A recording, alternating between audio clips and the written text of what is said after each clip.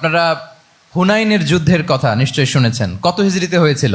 অষ্টম হিজরি। তার মানে মক্কা বিজয়ের ইমিডিয়েট পরেই, কয়েক সপ্তাহ পরেই তো হুনাইনের যুদ্ধ হয়েছিল। তো এই হুনাইনের যুদ্ধে অনেক ওয়ার বুটিজ মুসলমানদের করতলগত হয়েছিল, মানে অনেক গানিমাত, অনেক সম্পদ ওনারা যুদ্ধ শেষে যুদ্ধলব্ধ সম্পদ হিসেবে পেয়েছিলেন। 24,000 উট, প্রায় 40,000 ভেড়া, এত পরিমাণ গানিমত যখন রাসূল সাল্লাল্লাহু আলাইহি ওয়াসাল্লাম পেলেন, তিনি এগুলো বন্টন করতে শুরু করলেন। কিন্তু রাসূল সাল্লাল্লাহু আলাইহি ওয়াসাল্লাম তিনি বন্টন করতে যে আনসারি সাহাবীদেরকে, অর্থাৎ মদিনার যে সাহাবারা, তাদেরকে কিছুই দিলেন না, বরং তিনি মক্কার সাহাবাদেরকে দিলেন, অন্যান্য গোত্রের লোকদেরকে দিলেন, আশেপাশের সবাইকে দিলেন, কিন্তু দিলেন না কাদেরকে?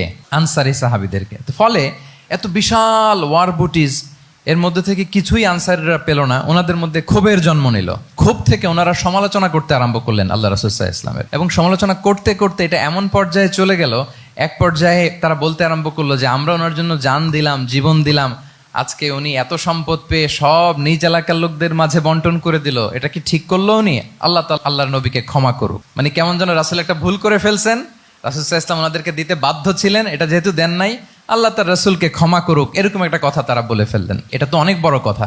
আল্লাহ রাসূল সাল্লাল্লাহু আলাইহি ওয়া সাল্লাম যখন এই কথা শুনলেন, তখন তিনি আনসারী সাহাবীদেরকে জড়ো করে একটা গেট টুগেদার করে এমন ইমোশনালি ওনাদেরকে কাবু করলেন, ইমোশনাল ইন্টেলিজেন্স ইউজ করলেন। এখানে তারা এসেছিল ক্ষোভ নিয়ে, অসন্তোষ নিয়ে, পরে সবাই কান্না করে রাসূল সাল্লাল্লাহু আলাইহি ওয়াসাল্লামের কাছে ক্ষমা চেয়ে সেই মজলিস থেকে উঠতে বাধ্য হয়েছে। তিনি সবাইকে ডেকে বললেন, ইয়া মা'আশারাল আনসার, আলাম আতিকুম দুল্লালান ফাহাদাকুমুল্লাহ ওয়া আলাতান ফাআগনাকুমুল্লাহ ওয়া আ'দাআন ফাআল্লাফাল্লাহু বাইনা কুলুবিকুম। চমৎকার চমৎকার এক্সপ্রেশন, যে ওহে আনসাররা, আমি কি তোমাদেরকে পথভ্রষ্ট পাইনি, পথহারা পাইনি? আমার ওসিলায় তোমরা হেদায়েতের দেখা পেয়েছো। আমি কি তোমাদেরকে নিঃস্ব পাইনি?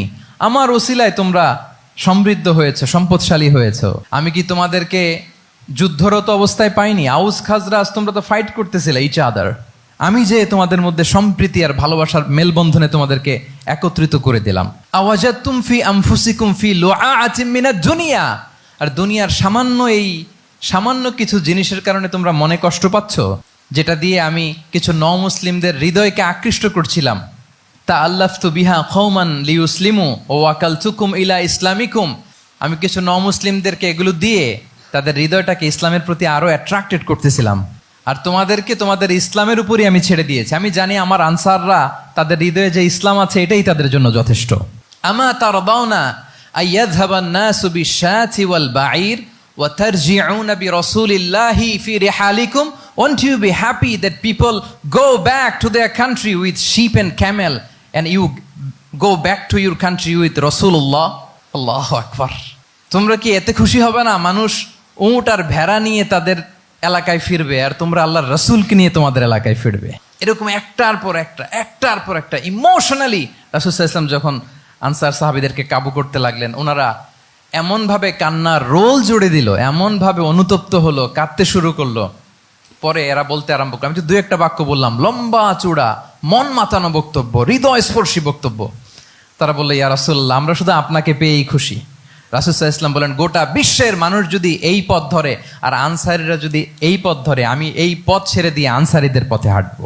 আল্লাহ তুমি আনসারদের ক্ষমা করো, তাদের সন্তানদের ক্ষমা করো, তাদের নাতিদেরকে ক্ষমা করো। এভাবে মর্মস্পর্শী বক্তব্য যখন ইমোশনাল ইন্টেলিজেন্স দিয়ে যখন রাসূল সাল্লাল্লাহু আলাইহি ওয়াসাল্লাম বললেন, সব আনসারী সাহাবারা কাঁদতে আরম্ভ করলেন। সবাই ফাবাকাল কওমু হাত্তা আখদালু লুহাহুম, তাদের প্রত্যেকের দাড়ি ভিজে গেল, এমন কান্না জুড়ে দিল। আল্লাহু আকবার। তাহলে এটা ছিল রাসূল সাল্লাল্লাহু আলাইহি ওয়াসাল্লামের বক্তব্যের মাধ্যমে শ্রোতাদের মাঝখানে প্রভাব সৃষ্টি করার ক্ষমতা। চিন্তা করতে পারেন, হৃদয় কেঁপে ওঠে না এই কথা শুনলে? Won't you be happy people go back to their home with sheep and camel, and you take the messenger of Allah with you? মানুষ ছাগল ভেড়া নিয়ে ফিরতেছে, তোমরা তো আল্লাহর নবীকে নিয়ে ঘরে ফিরতেছো। আল্লাহু আকবার।